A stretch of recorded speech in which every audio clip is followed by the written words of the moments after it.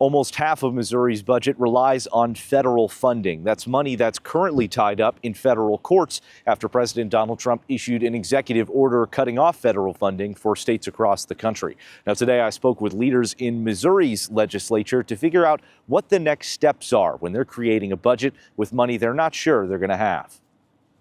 It's a false budget. It's kind of like fantasy land, right? A flurry of executive orders leaves Missouri lawmakers confused. Federal courts and the Trump administration putting federal funding on hold. I think we're in an information gathering piece. House Budget Chair Bishop Davidson, a Republican lawmaker from Republic, is tasked with creating a plan. But with so much uncertainty, he could be creating a budget the state can't afford. We're just trying to learn everything that we need to know moving forward so that we can make those harder decisions as they unfold. Davidson argues the cuts could be for the best. Change necessarily challenges us, but that doesn't mean it's a bad thing or a thing that we should be worried about. But it's a lack of direction putting things on hold. When I called Senate budget leaders, they said they're getting their funding updates from news stories. How do you create a budget when you're basing it on fictional numbers? Senate Minority Leader Doug Beck says it leads to a risky situation. That money goes anywhere from schools to health to agriculture. In the meantime, Davidson says budget talks will continue. I think it's more about handling what is in front of us,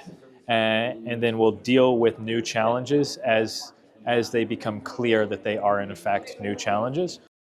Now, while Representative Davidson and Senator Beck are both in an uncertain place when it comes to these federal funds, they both said they're going to try to do what's best for Missourians.